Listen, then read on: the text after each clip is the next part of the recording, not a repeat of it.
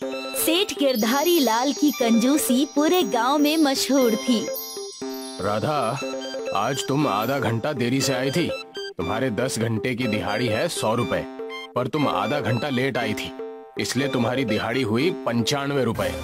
ठीक है। मैं हिसाब किताब में एकदम पक्का हूँ। कल से समय पर आ जाना, समझी? जी मालिक। सेठ गिरधारी लाल दूसरों के साथ ही नहीं बल्कि अपने खुद के परिवार के साथ भी कंजूस था। इस बार मैंने 2 बोरी चावल बोले हैं, आप किराने वाले को पैसे दे देना। अरे बाबा, 2 बोरी चावल? इतने सारे अनाज का हम क्या करेंगे? अरे, इस महीने मेरे दोनों भाई आने वाले हैं। अब वो जवान है, खाना तो खाएंगे ही ना। सत्यानाश! अरे मैं हूँ कि मर मर के पैसे जमा कर रहा हूँ और तुम उसे लुटा रही हो। क्या जरूरत है तुम्हारे दोनों भाइयों को यहाँ आने की? वो उनके कॉलेज की छुट्टी है, कई सालों से मुझसे मिले भी नहीं, तो मैंने बोला कि दोनों आ जाओ। अरे बददिमाग औरत, तू खुद चली जाती ना अपने मायके कुछ दिनों के लिए। ये तो मैंने सोचा ही नहीं। अरे तो सोच, तू मायके जाएगी तो भाइयों के साथ माँ बाप बहनों सभी से मिल लेगी। हाँ, वैसे भी कई सालों से मैं अपने मायके नहीं गई। अरे तो जल्दी जा, सोच क्या रही है? मैं कल ही तेरी टिकट करवाता हूँ। ठीक है। गिरधारी लाल ने 1 बोरी अनाज बचा लिया और वो बहुत खुश था, पर उसे कहाँ पता था कि उसकी पत्नी का मायके जाना उसे इतना ज्यादा महंगा पड़ेगा। शाम को रेणुका बाजार से ढेर सारी शॉपिंग करके लौटी। अरे बाप रे, ये सब क्या है? शॉपिंग है और क्या। पर इतनी सारी? हाँ, अब जब मायके जाऊंगी तो खाली हाथ थोड़ी ना जाऊंगी। आपकी इज्जत का भी तो सवाल है, वरना मेरे मायके वाले कहेंगे कि रेणुका का पति तो कंजूस है, कुछ भी नहीं भेजा। आपको पता है, मैंने फिर भी आपके बहुत पैसे बचा लिए हैं। और वो कैसे?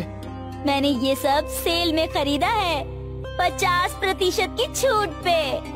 हे भगवान, कोई तो इस बेवकूफ को समझा दो। तू चाहे सेल में खरीद या ना खरीद, फिर भी पैसे तो गए हैं ना। हाँ, वो तो है। गिरधारी लाल अपनी पत्नी को डांटता रहा, पर क्या फायदा, गिरधारी लाल के पैसे तो चले ही गए। खैर, अगले दिन गिरधारी लाल की पत्नी ट्रेन में बैठकर अपने मायके चली गई। अब कम से कम कुछ दिनों तक मेरे पैसे बचे रहेंगे। कुछ दिनों के लिए गिरधारी लाल बहुत खुश था। उसके घर में राशन भी बहुत कम ही आ रहा था। वो रोज रोज दाल चावल बनाकर खा रहा था। इसे कहते हैं ना पैसों की बचत। वरना रेणुका होती तो ये लाओ वो लाओ, ये सब्जी वो पनीर, बाप रे बाप, कितने पैसे नष्ट हो जाते मेरे। लगभग 1 महीने बाद रेणुका लौट आई और अब गिरधारी लाल के चेहरे पर उदासी छा गई। ये सब सामान लेते हुए आना। हाँ, 5 किलो शक्कर, 4 किलो दाल, 2 किलो घी, 10 लीटर तेल, इतने सारे सामान की जरूरत कैसे नहीं है? अब 2 लोग होंगे तो इतना खाना तो खाएंगे ही ना। अरे तू औरत है या राक्षस है? इतना सारा सामान खाएगी? अब आप जो भी बोल लो, ये सारा सामान तो आपको लाना ही होगा। गिरधारी लाल रेणुका को समझाता रहा कि खर्चा कम कर दे, पर रेणुका कहाँ सुनती। वो अपने पति की कंजूसी से वाकिफ थी। फिर एक दिन रेणुका की तबीयत खराब हो गई। उसे हॉस्पिटल ले जाया गया। मुबारक हो, आपके घर में एक नया मेहमान आने वाला है। अरे मुझे कोई मेहमान नहीं चाहिए। मैं बोल रही हूँ कि आपकी पत्नी गर्भवती है। आपके घर में एक छोटा बच्चा आने वाला है। ये सुनकर गिरधारी लाल खुश हुआ, पर फिर वो पैसों के बारे में सोचने लगा। बच्चा आएगा मतलब खर्चे बढ़ जाएंगे। उसका खाना, उसके कपड़े, उसकी पढ़ाई का खर्च। हे भगवान। गिरधारी लाल के चेहरे पर 12 बज गए थे। ये देखकर उसकी पत्नी समझ गई। जरूर आप पैसों का सोच रहे होंगे, है ना? हाँ हाँ, क्यों ना सोचूं, आखिर पैसे तो मेरे ही जाएंगे ना। हाँ तो क्या हुआ, बेटा भी तो आपका ही है ना। अरे वही तो समस्या है। अब बच्चे के पैदा होने का खर्च, उसके खाने का खर्च, कपड़ों का खर्च, और फिर पढ़ाई का खर्च। अरे रे, आप इतने दूर चले गए। जब बच्चा पैदा होगा तो आपको सबको दावत देनी होगी, ये भूल गए क्या? क्या? रेणुका ने गिरधारी लाल को एक नई समस्या दे दी थी।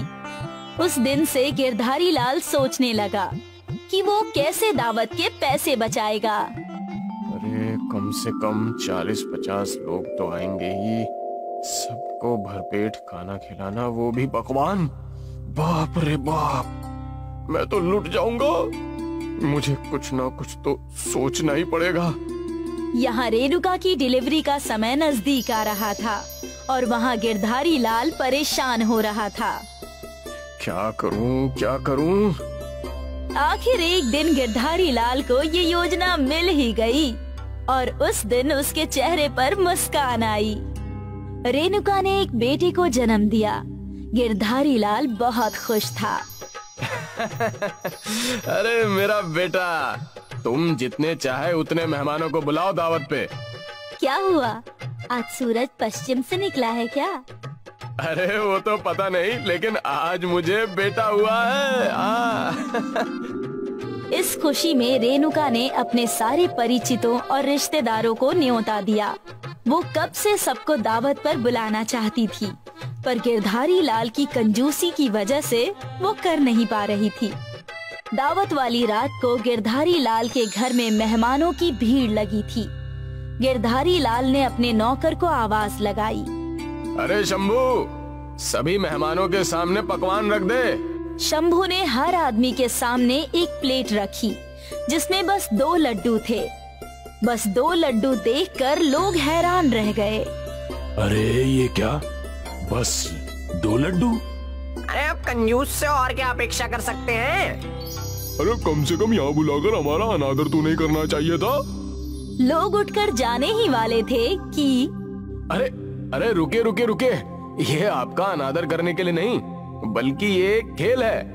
आपके सामने 2 लड्डू हैं। जब आप वो खा लेंगे तो 2 और लड्डू रख दिए जाएंगे, फिर 2 और ऐसे करते करते आप बेहिसाब लड्डू खा सकते हैं। और हर लड्डू खाने के लिए आपको 10 रुपए भी मिलेंगे।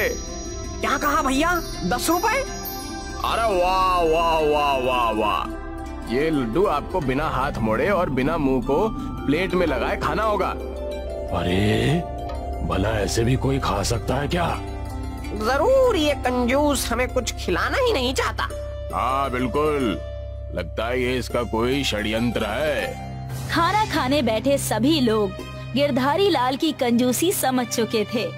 इसी भीड़ में एक समझदार युवा था, गणेश। गणेश को एक तरकीब सूझी। वो सरपंच के पास गया और उन्हें अपनी योजना बताई। वाह, ये तो बहुत ही अच्छा आइडिया है। गणेश ने सभी गांव वालों को एक एक करके अपनी योजना बता दी और सारे खुश थे।